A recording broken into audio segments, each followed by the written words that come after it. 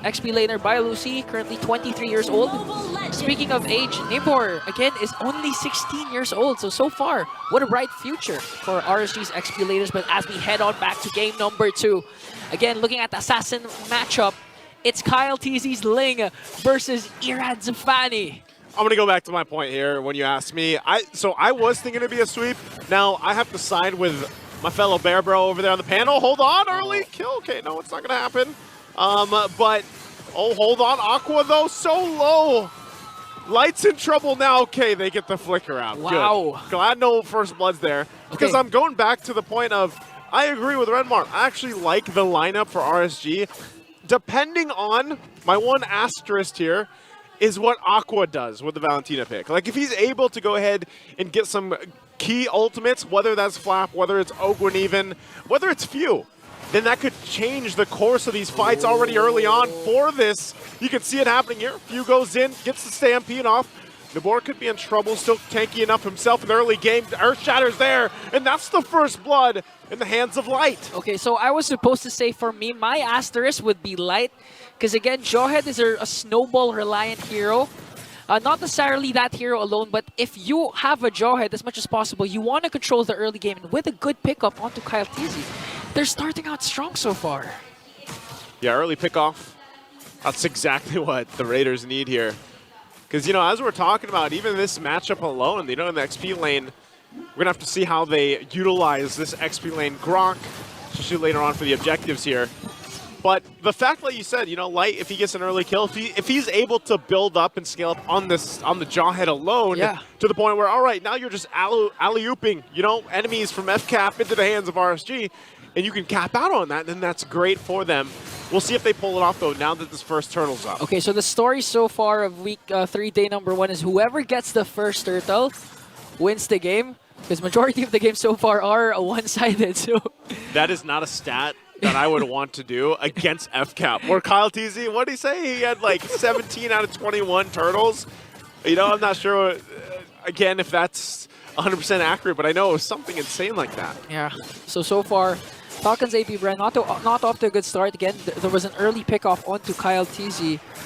But still, they still have the Grok and the Hylos that could actually be the good frontliners here up against a very ecstatic lineup from RSG. Again, they have a Fanny and a Jawhead. So in terms of getting those exciting out-of-nowhere plays, RSG is capable of doing that at any given time.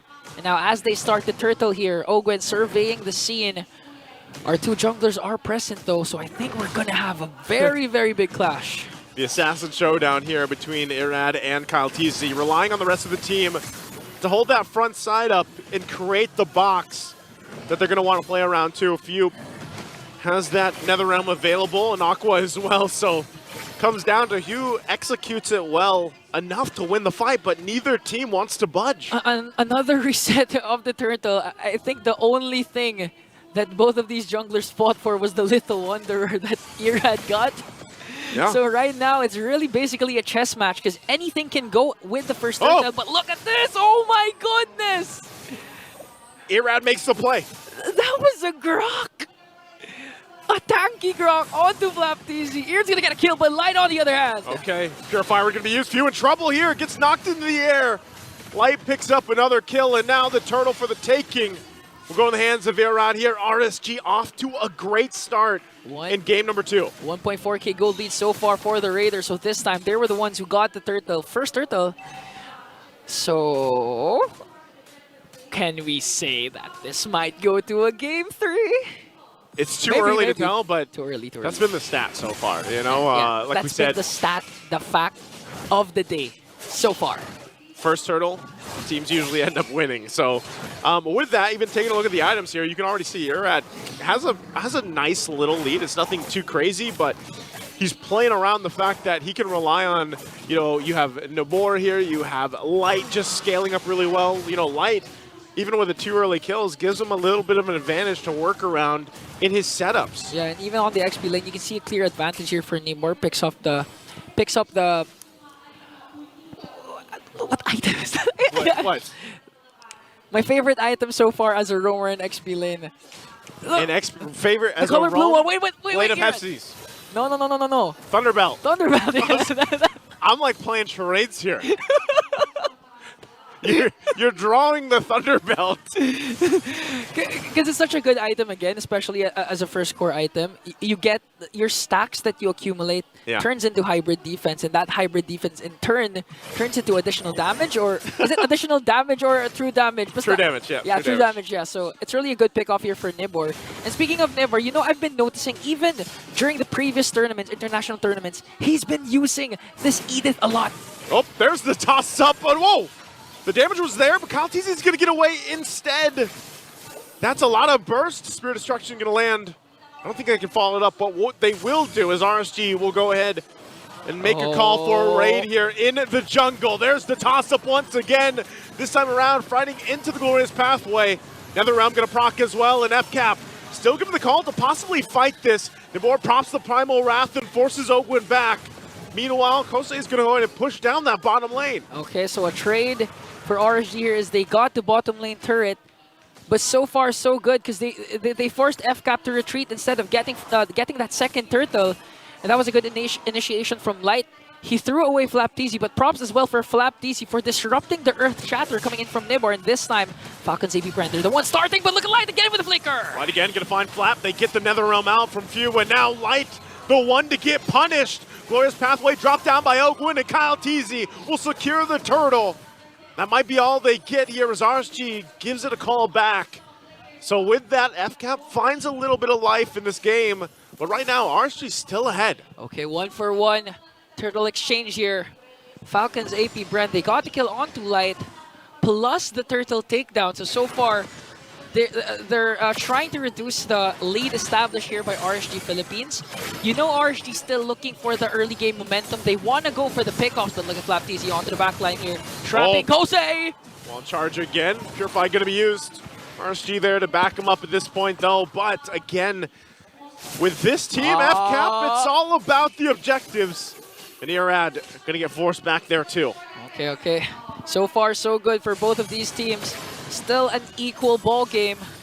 This time we're just going to wait for who's really going to initiate first, because for Falcons AP Brand, they don't necessarily need the setups coming in from Flapteezy. Actually, Ogwin's Glorious Pathway alone, as long as they disrupt the formation of RSG Philippines, that's going to be a good enough play coming in from Falcons AP Brand. And on the other hand, RSG Philippines, as long as the ejectors, the Earth Shatters from both of their initiators connect, it's really okay, or that's the goal for RSG Philippines, because again they have the Valentina coming in from Aqua, and at this point, you know, whoever casts first, that NetherRealm will lose, because you'll get out sustained during those long skirmishes. And that's the point. You know, at one time it's going to be who has that sustainability in their favor.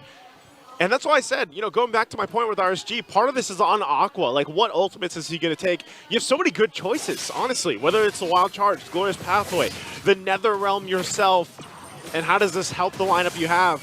This whole time, too, Super Marco's been pretty much farming up freely. He just picked up the Malefic Roar, and this is all in timing for this first big objective. Lord is now up here, and you're going to see them put the focus on positioning, and that's what they got to be kind of keep an eye on here for RSG, because they've lost that gold lead that they pretty much had for the majority of the game.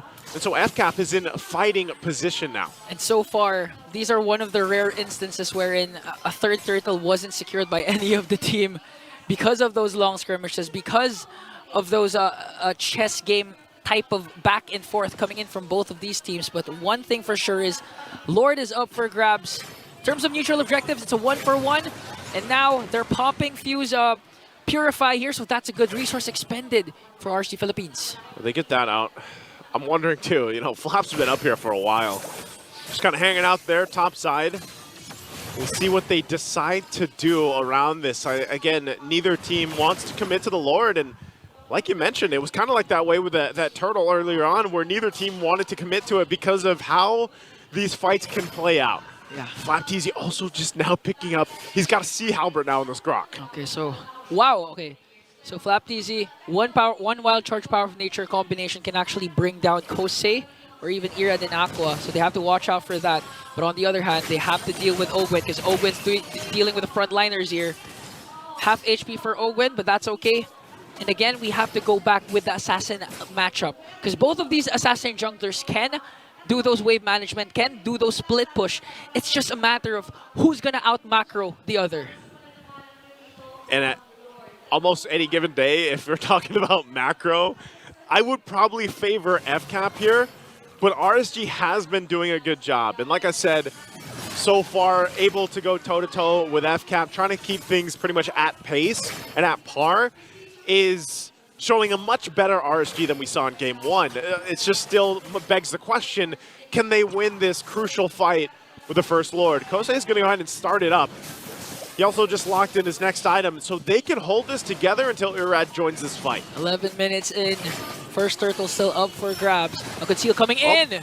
Conceal, they get the Purify out once again. They drop it down. There's the Spear Destruction. Fuse already gone. Irad joins the fight. Will be able to find Ogwin. Forces out the Flicker from Super Marco as he takes up another kill. Wild Charge coming out from Flapteasy. They're looking for Irad. They're going to close him off with the Guardian's Barrier, but they can't get him down just yet until finally Irad goes down.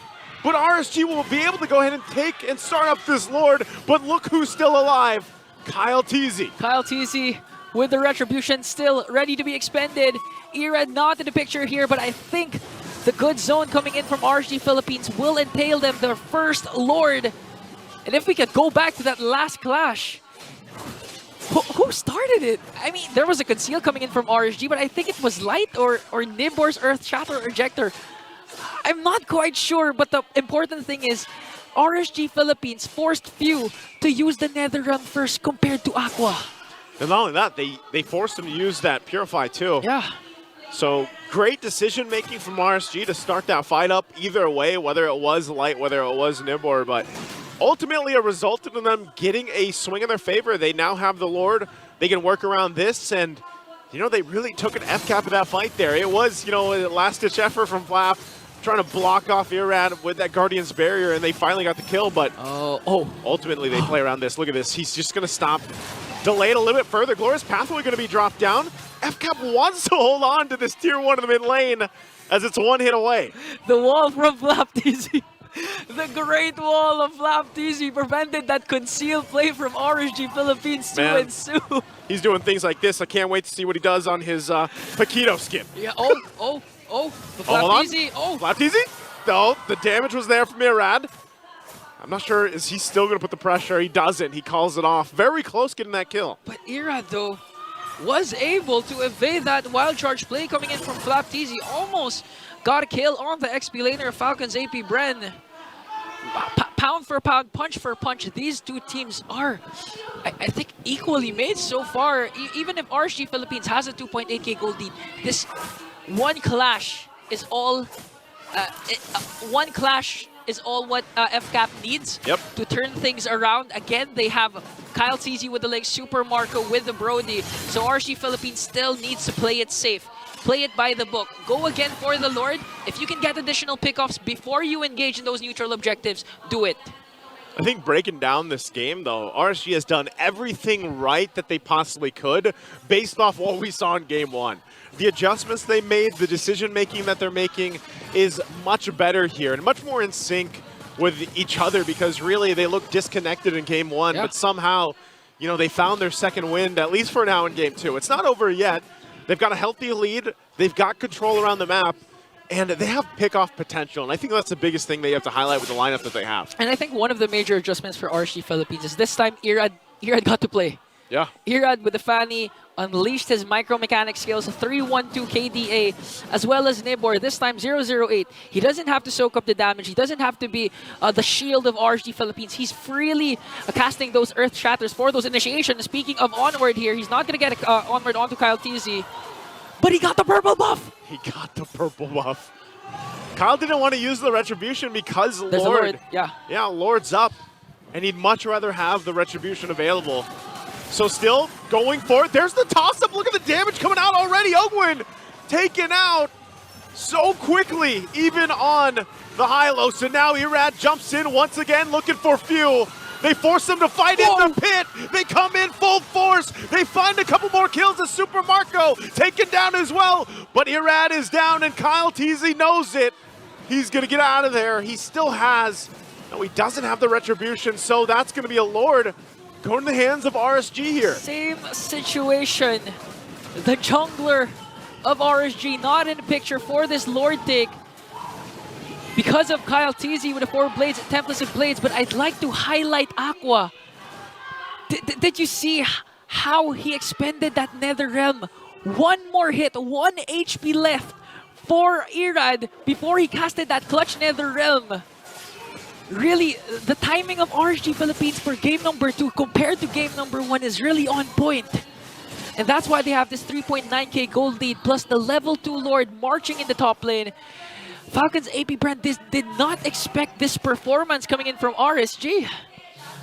Again, the lineup's really what's working in the favor here of RSG.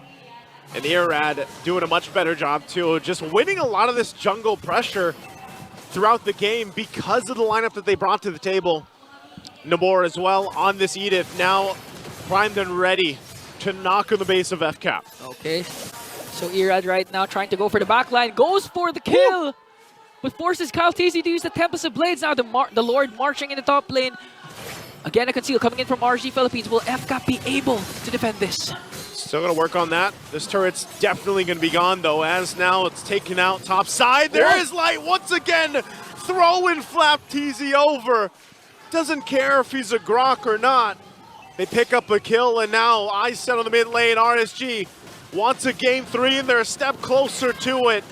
Irad joining the fight here. NetherRealm going to be used. They're going to focus on the base, and they just go for the raid as RSG takes it to game 3 against FCAP. And the Raiders stay alive with a convincing game number 2.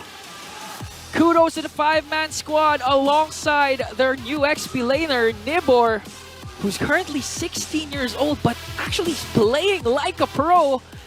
And man, we have to throw it to our panelists because they have to break down how Raiders were able to extend the series.